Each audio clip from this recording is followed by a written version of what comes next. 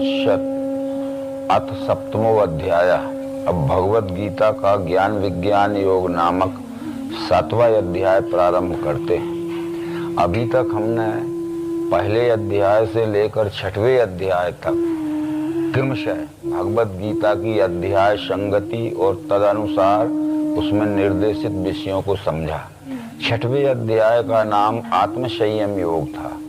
जब तक शरीर, इंद्रियां, मन, बुद्धि और चित्त पूर्ण अनुशासित या एकाग्र नहीं होते हैं, निर्मल नहीं होते हैं, तब तक आत्मानुभूति यानी परमात्म दर्शन होना संभव नहीं है। इसलिए 6वें अध्याय में आत्मसंयम समझाने के पश्चात 7वें अध्याय में ज्ञान विज्ञान योग की विधि से विश्व ही परमात्मा है, यह निरूपण बोध भगवान श्री कृष्ण ने शुरू किया। अतः हम सबको चाहिए कि हमारे शरीर, इंद्रियां, मन, बुद्धि, चित्त आदि को पूर्ण रूप से अनुशासित, एकाग्र और निर्मल करके, शुद्ध करके और फिर परमात्म दर्शन की हम तैयारी करें। ये 7वां अध्याय जहाँ से प्रारंभ होता है भगवान श्री कृष्ण के उद्बोधन से। श्री कृष्ण कहते हैं, मया शक्त मना पार्थ योगम युञ्जन मदाश्रिया असंशयम समग्रम माम यथा ज्ञास्यसि तच्छृणु ज्ञानम ते हम सविज्ञानमिदं वक्ष्यामि शेषता यज्ञात्वा ने भूयोऽन्यद् ज्ञातव्यमवशिष्यते मनुष्याणां सहस्रेषु कश्चिद् यतति सिद्धे यत्तामपि सिद्धानां कश्चिन् मां वेति तत्वता। इन 3 श्लोकों का सारांश है कि श्री कृष्ण कहते हैं, मन को एकाग्र करके मय्या शक्त मना योगम युञ्जन, जो योग युक्ति में तुझे प्रत्यक्षीकरण में दिखा रहा हूँ उससे मिलकर या जुड़कर मद आश्रया, प्रारंभ से अंत तक जैसा मैं समझाऊंगा उसी तरह तू भी प्रारंभ से आखिर तक चित्त को एकाग्र करके समझना, तब संशय रहित और संपूर्ण मुझे जान सकता है। संशय रहित का अर्थ है मैं जैसा हूँ वैसा, और संपूर्ण का अर्थ है जितना हूँ उतना। अभी तू मुझे जैसा हूँ वैसा और जितना हूँ उतना नहीं जान रहा है, केवल मुझे व्यष्टि भाव में शरीरधारी मानव ही मान रहा है। परंतु मैं तुझे ये लक्ष्य कराना चाहता हूँ कि मैं सब में हूँ, सब मेरे में है। यह बात तुझे अभी अंतःकरण से ठीक से समझ में नहीं आती, क्योंकि जागतिक या जीव भाव के रिश्ते में बैठकर ही तू मुझे देख रहा है। तो जब कृष्ण ने ये कहा था कि मुझे संशय रहित और संपूर्ण जिस तरह तू जानेगा वो सुन, तो इसके पहले हमें ये विचार करना है, क्या अर्जुन श्री कृष्ण जी को नहीं जानता था? संशय रहित जानता था, ये जागतिक दृष्टि से जानता था। एक रिश्ते में श्री कृष्ण अर्जुन के ममेरे भाई थे, क्योंकि अर्जुन के मामा वसुदेव थे, वसुदेव के पुत्र श्री कृष्ण थे। दूसरा रिश्ता भी अर्जुन श्री कृष्ण का था। श्री कृष्ण की बहन सुभद्रा अर्जुन को ब्याही थी, जिसके पुत्र अभिमन्यु थे, इसलिए अर्जुन के श्री कृष्ण शाले भी थे। तब फिर पहचानने में क्या अंतर थी? यानी शरीर वैभव की दृष्टि से, जागतिक व्यवहार की दृष्टि से पहचानना अलग होता है, और गुण कला वैभव की दृष्टि से पहचानना अलग होता है। वो गुण कला वैभव की दृष्टि से कृष्ण अपने अवतार पद यानी विश्व रूप निरूपण कराने वाले पद की पहचान के विषय में अर्जुन को कहते हैं। वो विज्ञान युक्त योग ज्ञान के द्वारा ही मेरी पहचान होती है, केवल शब्दों में कहने से पहचान नहीं होती है। शब्दों में कहे हुए को विज्ञान यानी प्रत्यक्षीकरण में दिखाते हुए पहचान कराई जाती है। ये मैं पूरा ही तुझे विज्ञान युक्त ज्ञान कहूंगा और तू पूरा ही समझेगा, तो फिर ज्ञातव्यम अविशिष्टे, यानी पूरा पहचानना शेष नहीं रहेगा, पूरा ही जानना है। परंतु इस तरह जानने की इच्छा वाले मनुष्यों में हजारों कोई एक रहते हैं। हजारों इच्छा वालों में कोई एक आध प्रयत्न करता है, और हजारों प्रयत्न करने वालों में कश्चिन माम वेति तत्वता, कोई विरला ही मुझे वास्तव में जान पाता है, जैसा हूं वैसा और जो हूं वह। ये 4थे अध्याय में श्री कृष्ण कह रहे हैं कि देख, अभी तू मुझे अपने रथ के सामने बैठा हुआ पिंड भूत शरीरधारी कृष्ण समझ रहा है, कृष्ण का पिंड स्वरूप तो यह शरीर है जो तेरे सामने रथ पे बैठा हुआ है, पर कृष्ण का विराट स्वरूप यह संपूर्ण विश्व है। उस विश्व रूपी कृष्ण की पहचान कराना चाहता हूं। तो उसके अंगों की गिनती के सहित पहचान कराई। पृथ्वी जल अग्नि वायु आकाश मन और धी अहंकार, यही मेरे प्रकृति के 8 अंग हैं। पृथ्वी जल अग्नि वायु आकाश, इन 5 महाभूतों का जितना भी आदि अंत मध्य रहित विस्तार है, और उनमें सत रज तम ये 3 गुण व्याप्त हैं। ये 5 तत्व और 3 गुण की अखंड एकात्मता का आदि अंत मध्य रहित चराचर दिखने वाला यह मेरा साकार स्वरूप है। ये साकार के ही अनेक नाम अनेक ऋषियों ने कहे हैं। भगवत गीता के 13वें अध्याय में कहा है कि गाया है ऋषि छंदों ने इसे नाना प्रकार से, कहा है दृढ़ युक्ति से पदों में ब्रह्मसूत्र ने। अनेक ऋषियों ने संतों ने अपने अपने देश कालोचित भाषा में इस सगुण या साकार के क्षेत्र अपरा क्षर आदि बहुत से नाम कहे हैं, परंतु वो सब नामों का अर्थ 5 तत्व 3 गुण की अखंड एकात्मता में जुड़ा हुआ ये विश्व ही परमात्मा का साकार स्वरूप है। इसको अपरा इसलिए कहा कि ये परिवर्तनशील है, रूपांतर होने वाला है, स्थायी नहीं रहता है, बदलता रहता है। परंतु बदलते हुए भी यह रहता है, इसलिए परा यानी स्थायी है। एक ही वस्तु में जो परिवर्तन होता है, मात्र परिवर्तन को क्षर या अपरा कहते हैं, और परिवर्तन होते हुए जो रहता है या है उसे अक्षर या परा कहते हैं। इस कारण से यह 2 भिन्नताएं ये अनुभव सिद्ध नहीं है, ये केवल समझाने मात्र के लिए हैं।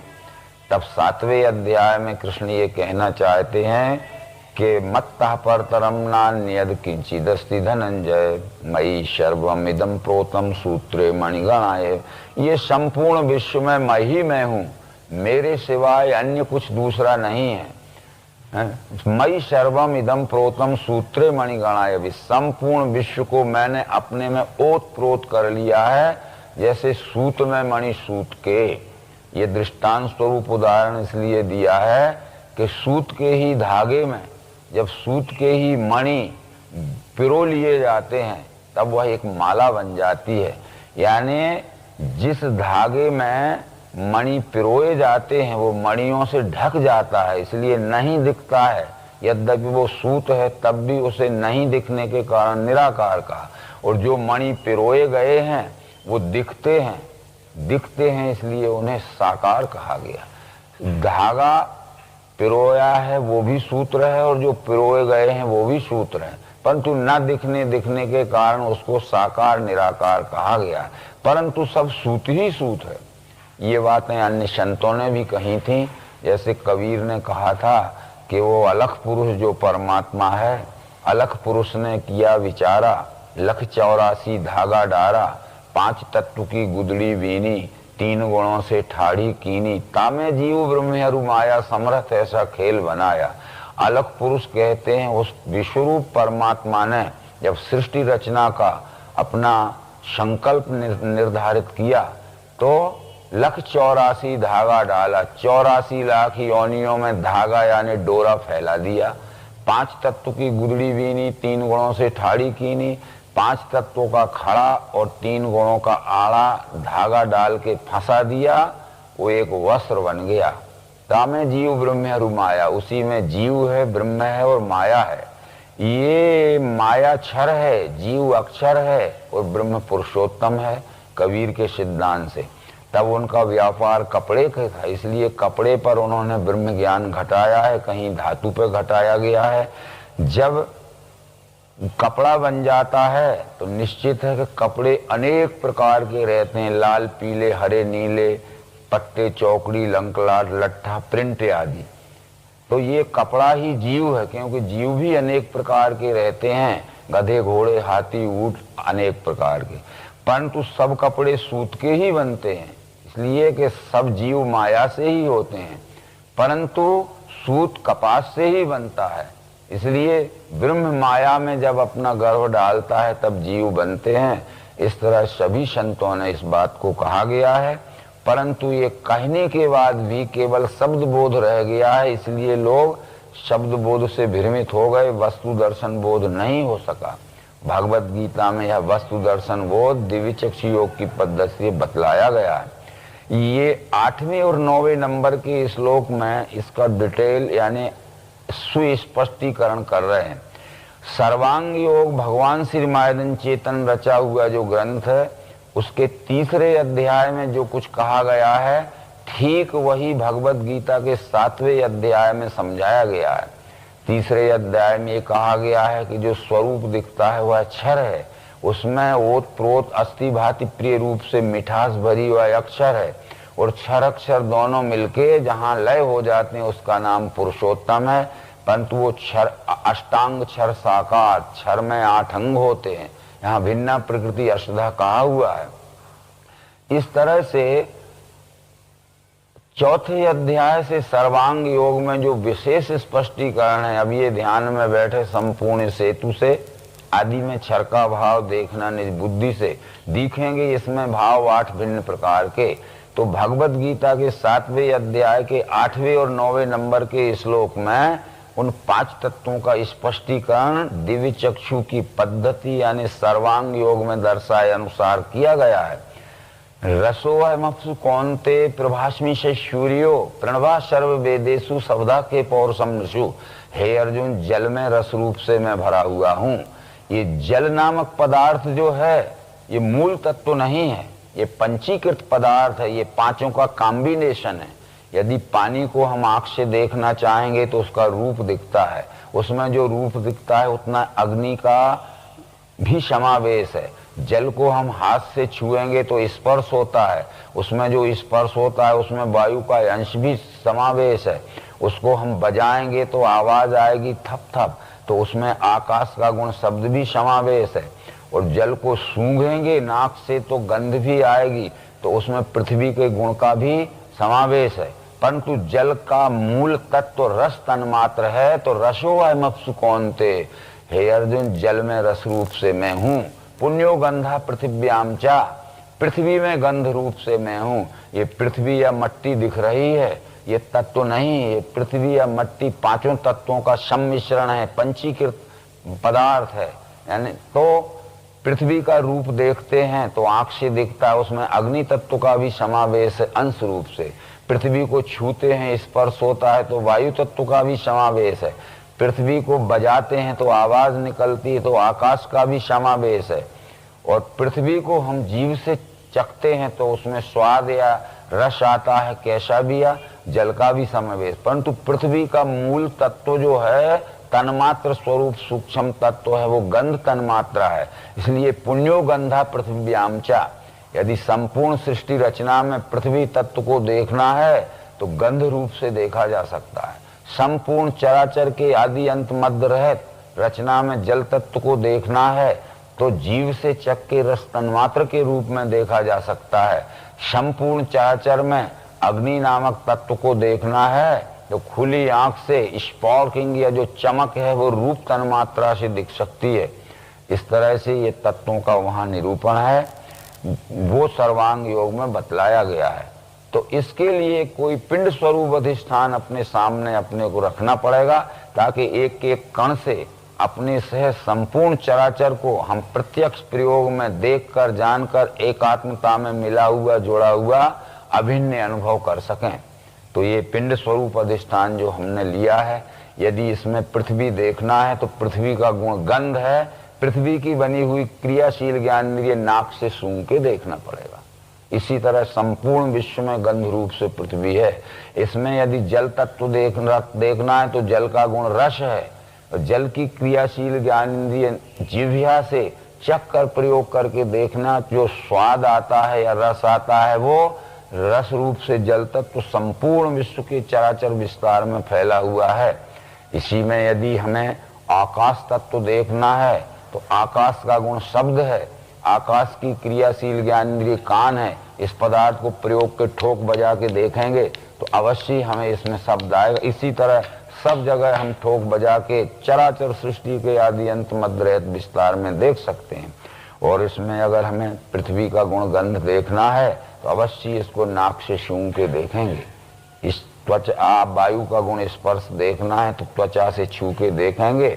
ये शब्द गुण से आकाश की बनी हुई क्रियाशील ज्ञान इंद्रिय से प्रत्यक्ष प्रयोग करने पर दिखता है, ठोकने बजाने पर दिखता है। इस तरह पंच महाभूतों को हम अपने पंच तत्वों की बनी हुई ज्ञान इंद्रियों के द्वारा प्रत्यक्ष प्रयोग में प्रैक्टिकल करके देख सकते हैं। यदि प्रयोग हमने नहीं किया तो ये पंच तत्व हर जगह व्याप्त रहते हुए भी हमें दिखने वाले नहीं हैं। जैसे मैंने पूछा कि इस पदार्थ में शब्द है या नहीं आकाश का गुण, तो हम ये मानते हैं, पर पूछा कि आपको सुनाई दे रहा है तो नहीं, पर जब प्रयोग किया तो बराबर ये शब्द गुण से जो अव्यक्त रूप से है शब्द वह प्रयोग करते ही व्यक्त, जो सूक्ष्म रूप से है शब्द वह प्रयोग करते ही स्थूल, और जो निराकार है शब्द यहाँ वही प्रयोग करते ही साकार रूप में दिखने लगता है। इस तरह से हमने जो निराकार रूप से पंच शब्द स्पर्श रूप रसगंध तत्व सब में व्याप्त हैं, आदि अंत मध्य रहित चराचर में, वो हमने प्रयोग करके उनको प्रत्यक्षीकरण में साकार में देख लिए। साकार के ऊपर निराकार, निराकार के ऊपर साकार परस्पर भाष्य भाषक हैं और परस्पर अवलंबित हैं, परंतु वो बिना प्रयोग किए ये रहते हुए भी नहीं दिखते हैं। इसके आगे भगवान श्री कृष्ण जी इस ज्ञान विज्ञान योग नाम के 7वें अध्याय में कहते हैं 3 गुणों के विषय में। ये चैव सात्विका भावा राजसास तामसास ये मत्ये वेति तान विद्धि न त्वं तेषु ते मयि। जो सत्वगुण रजोगुण तमोगुण हैं ये पंच महाभूतों में सूक्ष्म क्रिया शक्ति के रूप में ओतप्रोत व्याप्त हैं, परंतु ये सत्र स्तंभ गुण 5 ज्ञान इंद्रियों से नहीं दिख सकते हैं। ये 3 गुणों का बना हुआ हमारे शरीर में जो 6वां साधन मन है वो मन ही 3 गुणों को जानता है। जैसे कि सर्वांग योग शास्त्र में कहा है कि यहाँ लो 5 तत्वों का सूक्ष्म भेद लखा दिया, इसी में 5 का ब्यौरा पंचीकरण आ चुका। रचना शब्द की सारी 5 को बतला रही, गुण हैं इनके आगे वे तीनों सूक्ष्म रूप हैं। 5 ज्ञान इंद्रियों से वे दिखने के नहीं, कभी जानेगा मन वे तीनों और उनको स्वधर्म को। तो अब मन के द्वारा भी हम ये सत्व रजतम त्रिगुणात्मक अनुभव, जहां तक पंच भौतिक सृष्टि का आदि अंत मध्य रह चराचर में विस्तार है, मन के द्वारा प्रत्यक्ष प्रयोग में देखें। मन से भी प्रयोग ही करना पड़ेगा। तो इस वस्तु को जो खड़ी शाखर अथवा शर्करा या बतासा रूपी अधिष्ठान हमारे सामने रहता है, उसको हम घी के साथ मिला के यदि प्लेट में भी रख लें तो गुण का पता नहीं चलेगा। ये 5 ज्ञान इंद्रियों से मन अलग नहीं है, 5 ज्ञान इंद्रियों के अंदर सूक्ष्म रूप से व्यापा हुआ बैठा हुआ। 5 तत्वों से त्रिगुण अलग नहीं है, 5 तत्वों के अंदर सत्र स्तंभ 3 गुण सूक्ष्म रूप से व्याप्त हैं। तो इस पदार्थ को घी के साथ मिलाकर जो मन अंदर है भक्षण क्रिया द्वारा हमें खाना पड़ेगा। खाने में स्वाद तो अच्छा लगा, परंतु खाने के पश्चात इसका फायदा भी बहुत अच्छा हुआ, परिणाम भी बहुत अच्छा हुआ।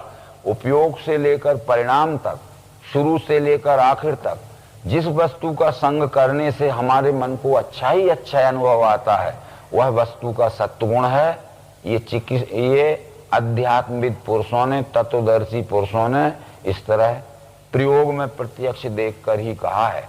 परंतु इसी मिश्री नामक या खड़ी शक्कर नामक पदार्थ को हम पीसकर पानी में मिला के शरबत बना ले तो भी गुण का पता नहीं चलेगा। इसके पीने पर अगर हमारी 1 गिलास पीने पर प्यास नहीं मिटती है तो 2-3 गिलास पीते हैं, तो पीते समय शरबत स्वाद में तो अच्छा ही लगता है, परंतु पीने के पश्चात हमारे मन के ऊपर कुछ बुरा असर पड़ता है, बुरा असर पड़ता है। वो उपयोग में अच्छा, परिणाम में कुछ बुरा। सर्दी जुकाम खांसी खराश गले में दर्द होता है, उपयोग में अच्छा परिणाम में बुरा, पहले कुछ अच्छा बाद में कुछ बुरा। ऐसा अच्छा बुरा मिलवा अनुभव जब हमारे मन के ऊपर आता है उसको शास्त्रीय भाषा में तत्वदर्शी ऋषियों ने रजोगुण कहा। जिस वस्तु का संग करने से कुछ अच्छा कुछ बुरा अनुभव हमारे मन को आवे वह किसी भी वस्तु का रजोगुण समझ लेना चाहिए। परंतु ये मिश्री नामक पदार्थ जो सॉलिड है, डल्ला है, ठोस है, जब हमने निरा चबाया तो हमारे दांतों में धक्के टक्कर लगी, हमारे मसूड़ों का मांस छिलेगा, चबाने में कष्ट होगा। और चिकित्सा शास्त्र के सिद्धांत से निरे शक्कर का गुण ऊष्मा बढ़ाना है। ये अंदर पेट में जाते ही इसका दुष्परिणाम, ये पेट में डाय जलन होता है, हाथ पांव में दर्द होता है, सिर में दर्द, सिर में चक्कर आना, अनेक प्रकार के दुखदायी परिणाम दिखते हैं। उपयोग से लेकर परिणाम तक, शुरू से लेकर आखिर तक, संसार की किसी भी वस्तु का संग करने से जो हमारे मन को बुरा ही बुरा अनुभव आता है, उसको शास्त्रीय भाषा में तत्वदर्शी ऋषियों ने तमोगुण कहा। इस तरह हम संसार की सभी वस्तुओं में मन के द्वारा संग करने पर त्रिगुणात्मक अनुभव कर सकते हैं, ये निश्चित है। बस इसके सिवाय तीन गुणों को पहचानने के लिए हमारे पास कोई भी ये प्रैक्टिकल डिमॉन्स्ट्रेशन का साधन नहीं है। अगर हम इस तरह प्रयोग में प्रत्यक्ष करके न देखेंगे तो गुणों की पहचान ही नहीं हो सकती। भगवद गीता के 18वें अध्याय के 40वें श्लोक में श्री कृष्ण ने कहा है कि प्रकृति से होने वाले गुणों से तीन मुक्त है। ऐसी वस्तु धरती में, सुरों में, स्वर्ग में नहीं, तीनों लोक में खोजने पर भी जहां तक पंचतत्वात्मक रचना है, कोई ऐसी वस्तु नहीं मिलेगी जिसमें तीन गुण ना हो। पर संग करेंगे तब मन ही तीन गुणों को पहचानेगा, क्योंकि मन पर प्रत्यक्ष अनुभव आता है। इसके दूसरे उपाय ये भी है, यद्यपि ये जल्दी गुणों का परिणाम देखना है तो जल्दी ही वस्तु का संग हमें करना पड़ेगा, परंतु गुणों की सूक्ष्म क्रिया शक्ति नेचुरल अपने आप परिवर्तन होती, क्योंकि ये तीन गुण ही उत्पत्ति, स्थिति, लय का कारण होते हैं। ये परिवर्तन प्रकृति के गुणों की कार्य स्वरूपणी लीला है। यदि हम किसी कारण से बीमार हो जाते हैं तो हम डॉक्टर के पास जाते हैं, डॉक्टर हमारा परीक्षण करके हमें टैबलेट्स लिख देते हैं। हम टैबलेट्स एक स्ट्रिप में खरीद के लाते हैं। स्ट्रिप में यह दवा सन 1991 के जनवरी में बनी है और यह दवा जनवरी सन 1994 में एक्सपायर हो जाएगी। उसको हाथ मत लगाना, अलमारी में रख देना। धीरे धीरे धीरे धीरे सन 91 जनवरी की बनी हुई दवा सन 1994 के जनवरी में उसका गुण बदल जाएगा। म्याद जाने के बाद दवा खाओगे तो रिएक्शन हो जाएगा और म्याद के अंदर दवा खाओगे तो सुखदायी परिणाम होगा। अतः गुण प्राकृतिक ही बदलता है, परंतु जल्दी गुणों का परिवर्तन देखना है तो अवश्य ही अपने ये स्थूल मन से, यानी क्रियाशील मन से उस वस्तु का जिसमें प्रसुप्त अवस्था में तीन गुण है, संग करके देख लीजिए, तुरंत ही परिणाम का पता लग जाएगा। इस तरह से ये तीन गुण भी भगवद गीता के 7वें अध्याय में बतलाए गए हैं, जो हैं सतोगुणी भाव, जो हैं राजस्तामसी। मेरे में ये, न मैं इनमें, जानो ये मुझसे हुए। ये सत्वगुण, रजोगुण, तमोगुण और शब्द, स्पर्श, रूप, रसगंध, 5 तत्व, ये सब मेरे साकार स्वरूप में है, मेरे साकार स्वरूप के आधारित हैं। साकार स्वरूप इनके आधारित नहीं है। यदि साकार नहीं है तो ये 8 अंग रह ही नहीं सकते हैं। यदि साकार है तो उसमें ये 8 अंग समुच्चयता से जुड़े हुए रहते हैं, इस कारण से कहा। परंतु आगे कृष्ण कहते हैं कि जो हैं इन तीन गुणों के ही भावों में सब जगत ये भूला है, इससे भूला मुझे अव्यय श्रेष्ठ को। इन तीन गुणों की संपूर्ण विश्वव्यापी पहचान मन के द्वारा प्रत्यक्ष संग करके जो नहीं देखते हैं, तो तीन गुणों के विकारों में ये अज्ञानी लोग फंस जाते हैं। त्रिगुणात्मक भाव, ये सत्वगुण का विकार स्वरूप काम है, रजोगुण का विकार स्वरूप लोभ है, तमोगुण का विकार स्वरूप क्रोध है। इसलिए काम, क्रोध, लोभ, मोह, मद, मत्सर में तीन गुणों के विकारी भावों में ये सब सृष्टि के मानव भूल गए हैं। इसलिए इन्हीं में सुख दुख के झोल में पड़े हुए सुख दुख भोग रहे हैं। इन मुझ अव्यय श्रेष्ठ को भूल गए, यानी मेरे साकार स्वरूप के अंतर्गत ये 5 तत्व तीन गुण हैं, ये न समझ के केवल गुण लीला में ही फंस गए।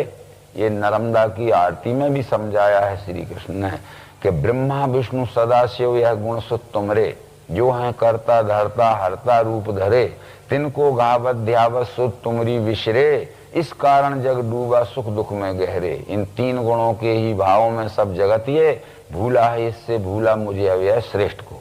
यहाँ तीन गुण बतलाते हुए अंत में, जैसा कि सर्वांग योग शास्त्र कहता है कि देवी गुणमयी मेरी यह माया अपार है, मुझे ही भजते हैं जो वे इसके पार हो सकें। बस यही बात ये भगवत गीता में भी आई कि शब्द स्पर्श तथा रूप रस गंध गुण त्रय, आठों का जो लय स्थान साम्यावस्था जिसे कहें, परंतु जब ये समान अवस्था में सूक्ष्म रूप में विलय रहते हैं तब उसका नाम साम्यावस्था है। पर प्रयोग करने पर जब ये स्थूल रूप में पृथक पृथक दिखने लगते हैं तब उसे अष्टधा प्रकृति कहते हैं।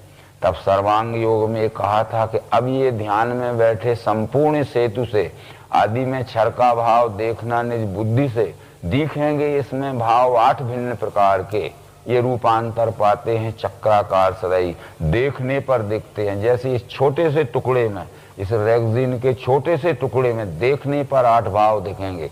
ये शब्द गुण से आकाश दिखेगा, स्पर्श गुण से त्वचा से छूने पर वायु दिखती है, रूप गुण से आंख नेत्र से देखने पर अग्नि का स्वरूप दिखता है, रस गुण से जल जिह्वा के द्वारा, और गंध गुण से पृथ्वी नासिका से सूंघ के देखने पे दिखती।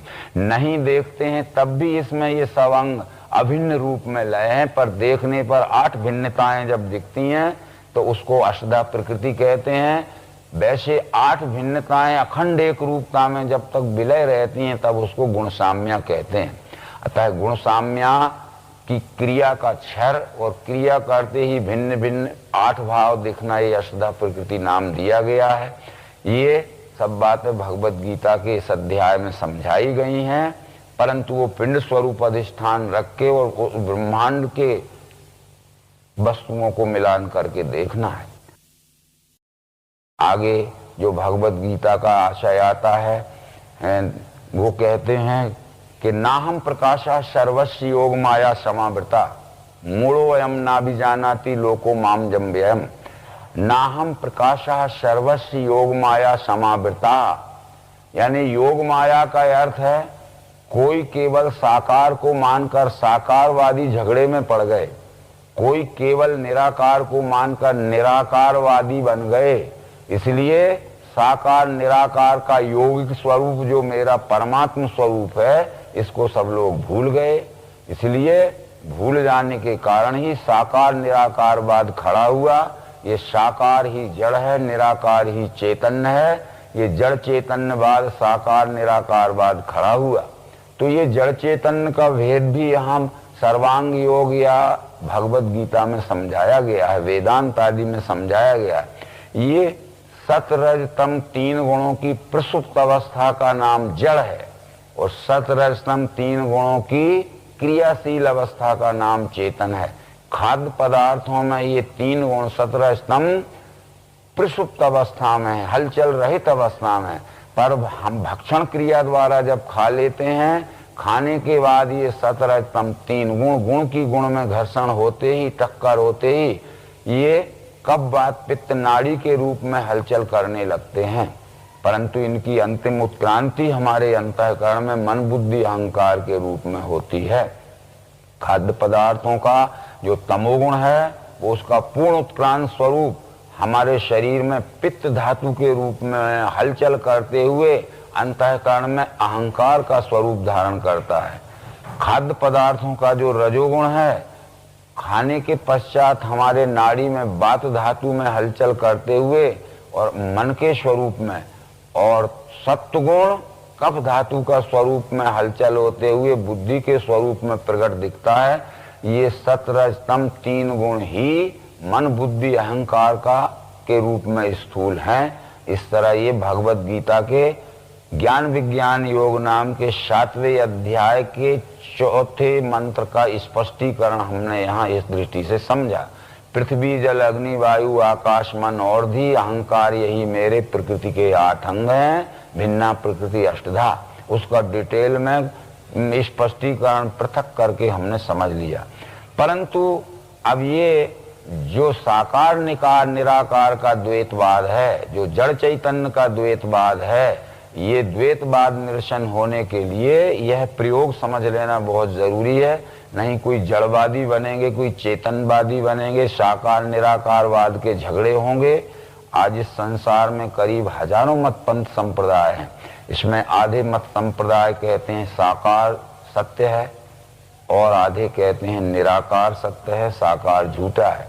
परंतु मूढ़ो अयम ना भी जानाति लोको माम जम्यम, ये अज्ञानी लोग साकार निराकार का जड़ चेतन दोनों का विलय एक ही वस्तु पुरुषोत्तम परमात्मा में होता है, जहाँ है भावना दोनों लय का स्थान वस्तु से, यह प्रत्यक्ष प्रयोग में नहीं देख पाते, इसलिए उनको निश्चय पक्का नहीं होता है। अधूरे ज्ञान में संशय भ्रम में ही फंसे रहते हैं। इसके पश्चात आगे वो कहते हैं कि ढका है छिपा हूं योग माया से, सबों को दिखता नहीं, मूढ़ लोग नहीं जाने मुझको अव्यय, और देवी गुणमयी मेरी यह माया अपार है, मुझे ही बचते हैं जो इसके पार हो सकें। ढका है ज्ञान माया से आसुरी वृत्ति हो चुकी, नराधम दुराचारी मूढ़ मुझको नहीं बजे। न माम दुष्कृतनो मूढ़ा प्रपदन्ते नराधमा, मायापहृत ज्ञाना आसुरम भाव माश्रिता। इससे आशा है कि अविद्या माया से जिनका ज्ञान ढक चुका है, ऐसे अधम पुरुष दुराचारी मनुष्य इस विश्वरूप परमात्मा को नहीं जानते। अविद्या माया का अर्थ है अज्ञान और विद्या का माया का अर्थ है विज्ञान। तो अविद्या के अंधेरे में जो पड़े हैं उनको साकार निराकार का भेद मालूम नहीं होता है अज्ञान के अंधकार के कारण, और जो विद्या माया के यानी विज्ञान के प्रकाश में आ गए हैं उन्हें साकार निराकार की अखंड एक रूपता विश्व रूप परमात्मा में ये दिखती है। तब वेदों में भी ये बात जरूर बतलाई गई है। अजुर्वेद के 40वें अध्याय का नाम ईशावास उपनिषद है, उसमें कहा है अंधम तमा प्रविशन्ति अविद्यामुपास्ते ततो भूय युक्ते तमो या विद्या अमृता। जो अज्ञानी हैं, जो अविद्या में पड़े हैं, वो गहरे अंधकार में गिरते हैं, और जो ज्ञानी हैं, केवल शब्द ज्ञानी हैं, वो अज्ञानियों से भी ज्यादा गहरे अंधकार में पड़ते हैं। परंतु शब्दों में कहे हुए को जो प्रत्यक्षीकरण में देख लेते हैं, अविद्याम मृत्युम तीर्थवा विद्या मृत्यु सुनते, अविद्या के अंधकार से द्वैत भ्रम के पार जाकर जो विद्या के यानी विज्ञान के प्रकाश में आ जाते हैं, तो अमृत असुनते, वो संशय भ्रम से छूटकर अमृत को प्राप्त होते हैं। अतः यह विद्या क्या है? अध्यात्म विद्या विद्या नाम, ये दिव्य चक्षु योग को ही अध्यात्म विद्या कहा गया है। तो इस तरह से ये मुझको भजते हैं भरत श्रेष्ठ पुण्यवान, ज्ञानी जिज्ञासु अर्थार्थी, 4 प्रकार से। ये ज्ञानी जिज्ञासु अर्थार्थी और आर्त, इस तरह 4 प्रकार के भक्त इस संसार में मिलते हैं। आर्त या निरे अज्ञानी या तमोगुणी है, अर्थार्थी ये अपने अनेक प्रकार के सुख भोगों के मनोरथ पूरा करने के लिए जो अनेक पूजा पाठ पुरस्चरण करते हैं, ये ज्ञानी हैं। परंतु जो जिज्ञासु हैं वो विज्ञान की सीमा में तो पहुंच गए हैं, यानी परमात्मा जानने के इच्छुक हैं, परंतु उनको युक्ति नहीं मिलती है और स्वयं के बुद्धि में विवेक नहीं रहता है। तो जिज्ञासा रहते हुए भी वो मत पंथ संप्रदाय में फंस सकते हैं। जैसे एक उदाहरण दिया जाए कि हम स्वर्ण धातु के खरीदने के इच्छुक हैं, परंतु स्वर्ण धातु की हम परख नहीं जानते हैं, तो हम गलत भी खरीद सकते हैं। इसलिए जिज्ञासु परमात्मा को जानना चाहता है, पर स्वतः की पारख बुद्धि न रहने से, विवेक बुद्धि न रहने से वो गलत मत पंथ में भी फंस सकता है। इसलिए या तो पारखी तत्वदर्शी सदगुरु के द्वारा पहचान कर ले, अथवा परखने की विवेक बुद्धि स्वयं प्राप्त कर ले, तब वो ज्ञानी हो सकता है। इसलिए ये 3 प्रकार के भक्तों की भी श्रेष्ठता बतलाते हुए कृष्ण जी ने ये कहा कि ये सब श्रेष्ठ हैं, इनमें ज्ञानी मेरा स्वरूप है, मेरे में मिलके भी वो प्रेम से मुझको भजे। ये तब उत्तरोत्तर एक दूसरे की अपेक्षा एक दूसरा श्रेष्ठ है, परंतु ज्ञानी तो मेरा ही स्वरूप है, क्योंकि ज्ञानी ये जानता है कि ये विश्व ही परमात्मा है और परमात्मा में अभिन्नता का अनुभव करके स्वकर्म द्वारा अपने ही सुख शांति के लिए अपने ही सह संपूर्ण प्राणी मात्र के रूप में दिखने वाले विश्व रूप की सेवा करता है। ज्ञानी की पहचान भी इस 7वें अध्याय में कराई गई है। बहु नाम जन्मना मनते ज्ञानवान माम प्रपद्यते वासुदेवा सर्वमिति स महात्मा सुदुर्लभा। ज्ञान में अनेक बहुत जन्म लेने के पश्चात ये निश्चय होता है कि यह संपूर्ण विश्व परमात्मा है। एक दो जन्म ज्ञान में लेने पर कभी सत्य है कभी मिथ्या है, ऐसा अनेक प्रकार का संशय भ्रम रहता है। ज्ञान में अनेक जन्म लेने के पश्चात ज्ञानी को ये निश्चय पक्का होता है कि सर्वम इति वासुदेवा, यानी सर्वम इति यानी सर्व है, वासुदेव यानी परमात्मा। ये परमात्मा का एक नाम वासुदेव भी है, क्योंकि पुराणों में इसके अर्थ स्पष्ट किया गया है। सर्वाणि तत्र भूतानि वसन्ति परमात्मनि भूतेषु वसुना देव वासुदेवस्तथा स्मृता। जो संपूर्ण चराचर सृष्टि में वास करता है या संपूर्ण चराचर सृष्टि को अपने में वास कराता है, सब में वास करने वाला या कराने वाला देव ही वासुदेव है। तो वासुदेवा सर्वमिति, ये ज्ञान का जब विज्ञान में परिवर्तन हो जाता है, ज्ञान का जब विज्ञान स्वरूप हो जाता है, शब्दों में कहे हुए को जब प्रत्यक्षीकरण में देख लेता है, तो विश्व ही परमात्मा ये निश्चय उसका पक्का हो जाता है। इस तरह से जो 3 प्रकार के भक्त कहे गए थे, आर्त, अर्थार्थी और जिज्ञासु आदि, तो कहते हैं कि ये अनेक कामना वाले मूर्ख अपने स्वभाव से पूजें अनेक देवों को, उनके नियम आचरण है। आर्त उसे कहते हैं कि इसके प्रारब्ध में बुरे कर्म करने के परिणाम स्वरूप जो दुख हुआ है, तो वो अनेक प्रकार के प्रारब्ध से दुख से छूटने के लिए किसी न किसी देवता की, हनुमान की, कहीं दत्त की, तो कहीं किसी देवी की, तो कहीं अमुक देवता की प्रार्थना में लगा हुआ है। वो ये नहीं जानता है कि कर्म का फल अवश्य भोगना पड़ेगा। कोई भी देवी देवता कर्म फल छुड़ाने के लिए समर्थ नहीं है। इतना है कि वो केवल हमें सांत्वना दे सकते हैं कि धीरज रखो, परंतु अवश्य भोगना पड़ेगा। अर्थात ही अनेक प्रकार के सुख भोगों को समेटने के लिए जो अनेक प्रकार के रुद्र महायज्ञ, विष्णु महायज्ञ, सचंडी या गायत्री महायज्ञ करते, जिससे रुद्र लोग विष्णु लोग का सुख मिलेगा। इस तरह के अर्थार्थी लोग भी ये सब शेष जरूर है, पर इनको सकामी भक्त कहा है, स्वार्थी भक्त कहा है। ये इसलिए उन्होंने कहा कि अनेक कामना वाले मूर्ख अपने स्वभाव से पूजें अनेक देवों को, उनके नियम आचरें। जो भक्त तनु जो श्रद्धा से पूजने चाहे, उनकी श्रद्धा में वहां दृढ़ करता हूं, परंतु अंतबत्तु फलम तेषाम तद्भवदल मेधसाम। ऐसे अल्प बुद्धि मनुष्यों का फल परोक्ष ज्ञानी शब्द ज्ञान में फंसे हुए ये सुख भोगों के भोगने वाले इच्छुकों का फल अंतवान होता है। वो देवों के भक्त देवों तक ही रह जाते हैं, मेरे तक नहीं आते हैं, और जो मेरे तक आ गए हैं वो परम सुख शांति, अक्षय सुख शांति का अनुभव करते हैं। व्यक्त अव्यक्त दो माने, अज्ञानी एक रूप में, मेरा श्रेष्ठ अनासी वो परम भाव नहीं रखें। ये अज्ञानी लोग व्यक्त यानी साकार, अव्यक्त यानी निराकार, ये एक ही परमात्मा में कोई साकार को कोई निराकार को मान के बैठे हैं, और साकार निराकार दोनों का लय एक ही अखंड अस्तित्व परमात्मा में है। यह उन्हें विज्ञान दृष्टि न मिलने से ठीक समझ में नहीं आता है, इसलिए वो भटकते रहते हैं। क्योंकि पुराण आदि ग्रंथों में कहा है कि द्वय रूपे ब्रह्मणस्तस्य मूर्तम च मूर्तम एव च साकारम च निराकारम सर्वभूतेषु वस्थिता। इस तरह के विचार आए, अंत में ये बात आया है कि ये सब ज्ञान क्यों नहीं होता है।